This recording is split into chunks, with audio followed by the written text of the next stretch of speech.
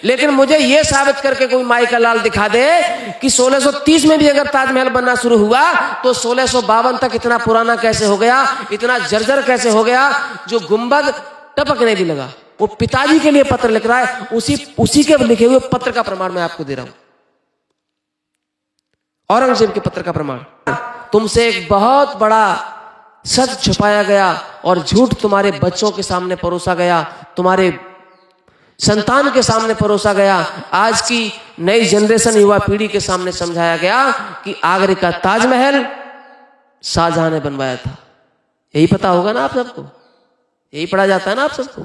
लेकिन मैं आपको बता दूं, ये कोरा झूठ, बिल्कुल झूठ। कैसे? एक पुस्तक मुझे मिली,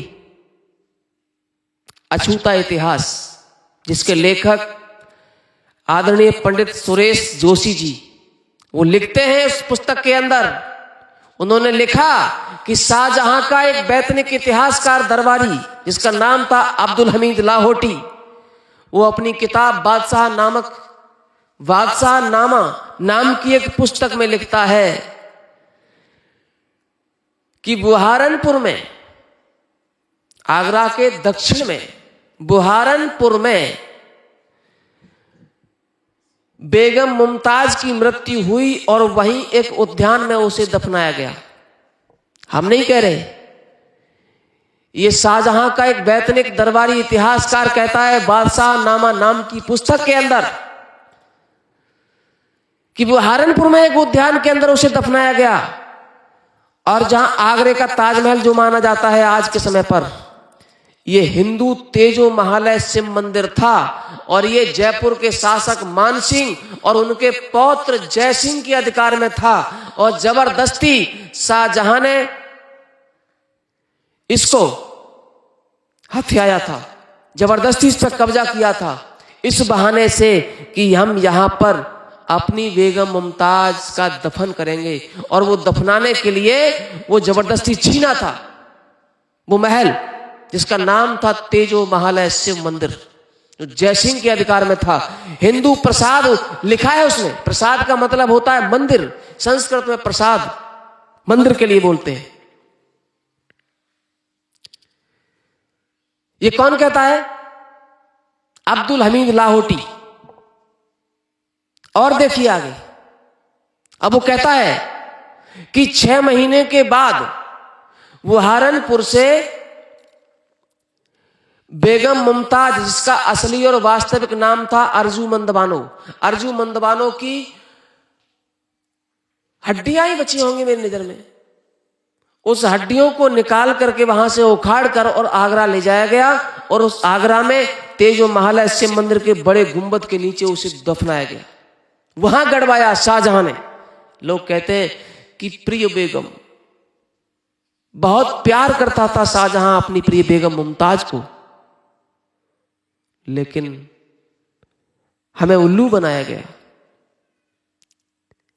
कोई व्यक्ति 6 महीने के बाद उस बॉडी को उखड़वाता है और फिर वहां दोबारा गड़वाता है। पोस्टमार्टम से भी ज्यादा ये दुर्दशा शाहजहां अपनी पत्नी की करता रहा। इसको प्यार कहोगे? ये प्यार माना जाएगा? प्यार तो रामचंद्र ने किया था, जो विशाल समुद्र के सामने होते हुए भी जाना असंभव था लंका की ओर, लेकिन दिल से दिल के लिए प्यार था। माता सीता के लिए आत्मा से प्यार करते थे मर्यादा पुरुषोत्तम श्री राम। तो कहा कि समुद्र क्या करेगा मेरा? प्यार के सामने हर चीज फेल हो जाती है। प्यार तो रामचंद्र ने किया था, प्यार तो भगवान कृष्ण ने किया था, जो रुक्मिणी के एक पत्र पर उसके सतत्व की रक्षा की और 12 वर्ष कंदराओं में रहकर धर्म का पालन करते हुए एक ऐसे पुत्र को जन्म दिया जिसे रुक्मिणी चाहती थी। यह प्यार माना जाएगा? मरे हुए बॉडी को दोबारा उखड़वाता है फिर गड़वाता है, यह प्यार नहीं था। और इसका प्रमाण और भी है। शाहजहां का पिता जहांगीर ये कहता है कि आने वाले समय में शाहजहां को नराधम समझा जाए। क्यों नराधम? ये उसने क्यों बोला? ये इसलिए बोला कि 18 वर्ष से कम उम्र की आयु में अर्जुमंदबानो अर्थात प्रिय बेगम मुमताज से 14 बच्चे पैदा किए शाहजहां ने। 14 बच्चे, जिसमें 7 बच्चे मर गए। कामी कहोगे इसको, प्यार कहोगे? विचार करिए, कामी माना जाएगा या प्यार माना जाएगा? अपनी बेटी जहां आरा से भी अवैध संबंध उसने बनाया, कामी था या प्रेमी था?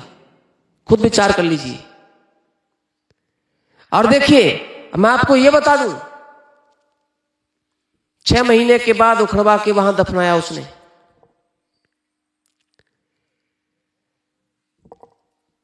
एक विचार करने की बात है, प्रमाण ये मिला हमें ठोस कि 1630 में अर्जुमंदबानो की मृत्यु हुई। वैसे तिथि निश्चित नहीं है और शाहजहां के रिकॉर्ड में तो तिथि दर्ज है ही नहीं कि उसकी मुमताज की मृत्यु कब हुई और ताजमहल कब बना।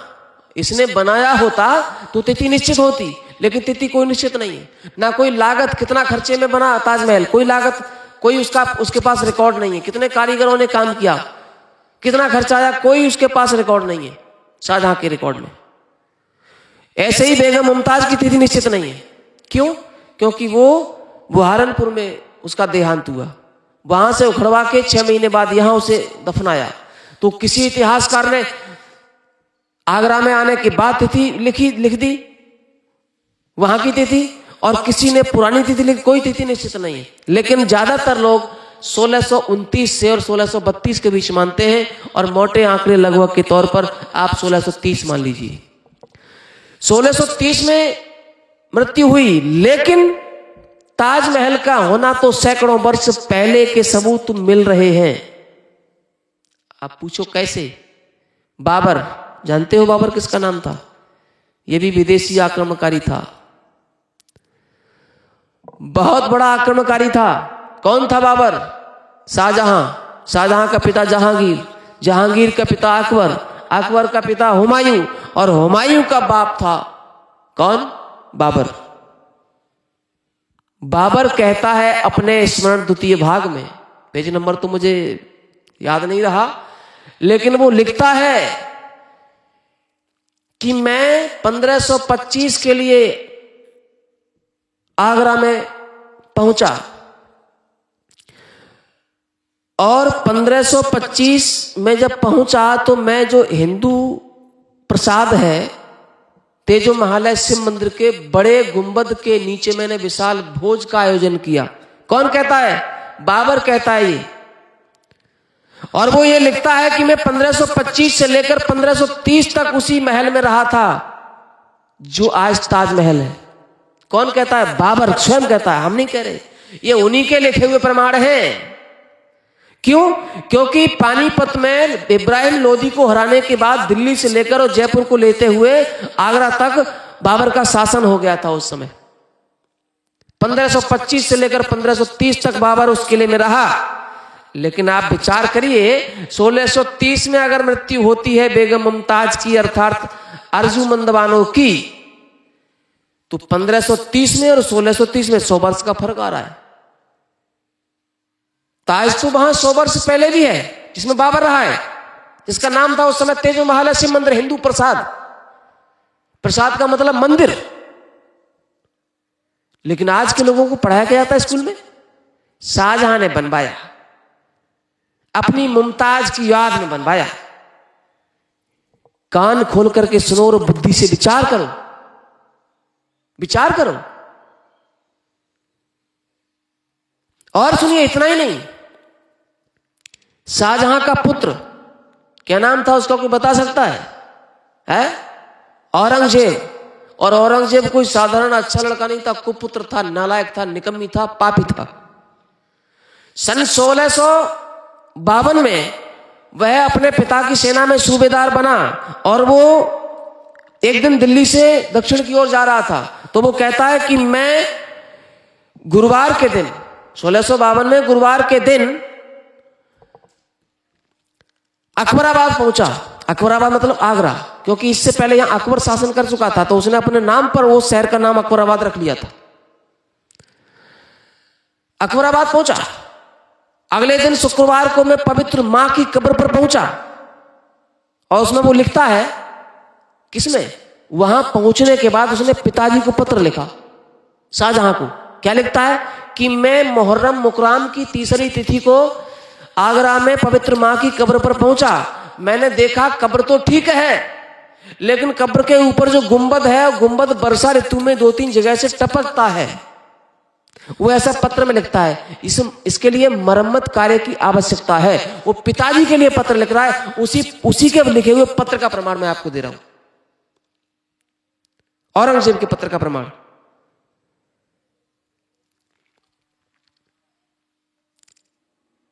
अब आप बताइए, वैसे तो ताजमहल अधिकतर लोग मानते हैं कि 1631 में बना, शुरू हुआ, लेकिन एक इतिहासकार जिसका नाम था टेवर्नियर, जो फ्रांस का था, इसने भारत की यात्रा की थी, व्यापारी था ये, 1641 में भारत आया। उसने एक किताब लिखी जिसका नाम है ट्रेवल्स इन इंडिया। उस किताब में वो लिखता है, टेवर्नियर, कि बेगम मुमताज की मृत्यु के 11 वर्ष के बाद ताजमहल का निर्माण शुरू हुआ। तो इसका मतलब 1630 में मृत्यु हुई, तो 1641 में शुरू हुआ। फिर वो कहता है 22 वर्ष बनने में लगे। विचार करना, ये झूठ है। क्यों? क्योंकि 1657 के बाद शाहजहां गद्दी पर रहा ही नहीं। लेकिन आप मोटे आंकड़े पे मान लीजिए, कुछ भी मान लीजिए, आप चाहे 1641 में शुरू हुआ ऐसे मान लो, चाहे 38, 39, 40 या 35, 31, 32, 30 कुछ भी मान लीजिए, लेकिन मुझे यह साबित करके कोई माई का लाल दिखा दे कि 1630 में भी अगर ताजमहल बनना शुरू हुआ तो 1652 तक इतना पुराना कैसे हो गया, इतना जर्जर कैसे हो गया, जो गुंबद टपकने भी लगा। पता है कोई? इसका मतलब है कि बाबर सही कह रहा है, 1525 से 1530 तक मैं उस तेजो महालय शिव मंदिर के अंदर रहा हूं। इसका मतलब है सीधा सीधा कि 1652 में पुराना इसलिए हो गया कि उससे सैकड़ों वर्ष पहले वो हिंदू प्रसाद तेजो महालय शिव मंदिर, जिसे आप ताजमहल मानते हो, वो सैकड़ों वर्ष पहले था उस जगह पर। सीधा प्रमाण है।